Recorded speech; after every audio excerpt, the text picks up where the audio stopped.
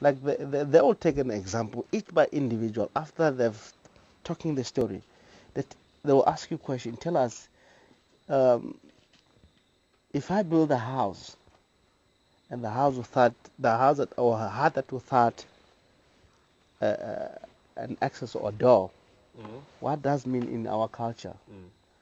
In short, you have to quickly think about something that doesn't have a door or sort of a hole in Mm. future. What could be? Then is to trace the mind of boys who is clever than the others. Mm. Then you have to think. They have to imagine a bit. Yeah, you have to There's the imagine. imagination and Yeah, storyboarding. imagination of the story. If you refer hard to that door or a frame door or something, what he's referring to, Mm.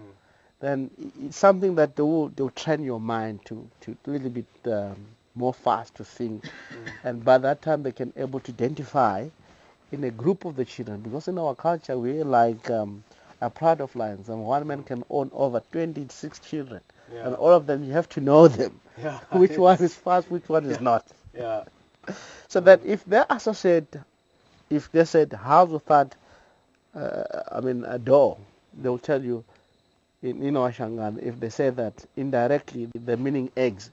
Mm. So you have to say, I know, my dad, what it's eggs. Oh, Because it doesn't okay, have gotcha. door. It's like riddles. Yeah. So it's like fireside riddles, yeah. Yeah. Okay. So you see, it's really I important. must say you had me there, huh? I mean, Yeah. I was seeing what you the analogy of the children, but Yeah. I couldn't get the riddle of that one. Yeah. So a hut without a door. A heart without a door. So you have to know. And they will tell you stories of the big five animals, or in the early days of the world. Mm.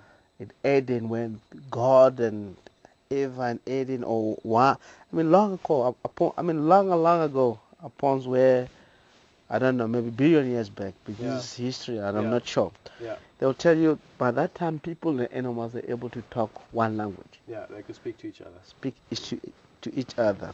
They'll tell you history of, or story, a little bit of story of Scrabble Mm. and tortoise. Yeah. I remember one About was, the hare and the tortoise. Is it yes, funny? Is that a Shangan story as well? yes, From long Shanghai, ago? long ago. 'Cause that's a story that I'm sure everyone here sitting at the moment knows the story, the Yeah. hare and the tortoise. Yes. It's interesting. It's interesting how there's certain stories that Same have goes, come through history, even before history. things like communication across Yes. oceans was there. So they will tell you the story of turtles and Scrabble, and to lions and elephant, you know. But if I look at the story the way they really put it, it really educate children. Mm. Doesn't matter how big you are and how small you are, you might have a very beautiful sort of idea that you can put around big the time. fire, you know.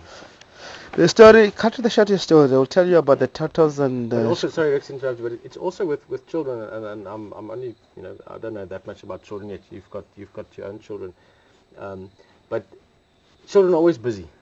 Yeah. Never mind if you have 26, if you have one or two or three, they're always busy. But the more you have, but around the fire, and that's something we see often in camp, even in daytime, we'll come and talk around the fire, even if the fire isn't burning. If it's burning, so much better. But it's almost like everyone, whether you're 80 years old or 8 years old, everyone gets calm around the fire, and it gives a central point. Yes. There's a comfortable focus that everyone can sit there and they can look at each other like we are doing now, Yes. make Yeah. eye contact. But it's also not rude to look at the fire and while you're listening. So Yeah. it's a great space for people's imaginations to be able to flow and to think and to hear, It's true. and for the kids to listen and the adults to listen, and for the children to speak and the adults to speak, and be in a space where there's nowhere like a fire to talk around. Yeah. I mean, you know this better than most people would, but there's nowhere else that you can talk like you do talk around a fire. You can lose picture for a quick second. Herman is just changing the battery.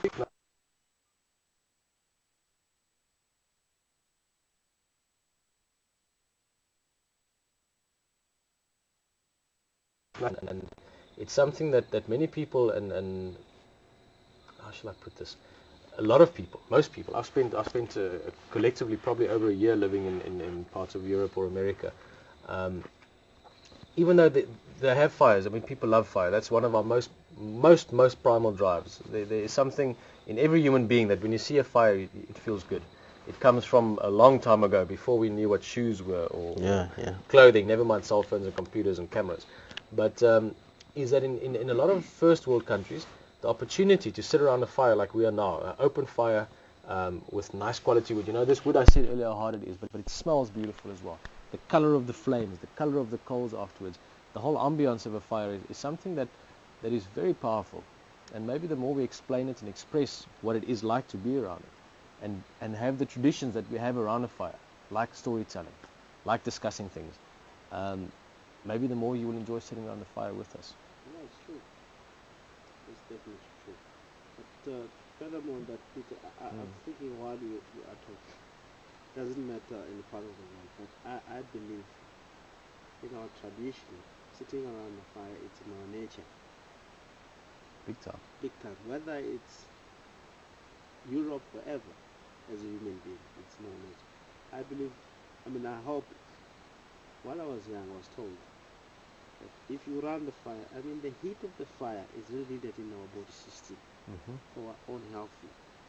So most of the time in our society, late afternoon, like now, even now, FIFA we still do that. After the children have given food to eat, they will all go to shower, make sure the matriarch of the family has to make sure the all children are all clean. They put nice fire for them to come around the fire after the shower, be at the fire. The smoke also is more helpful that comes up from the fire, and the heat.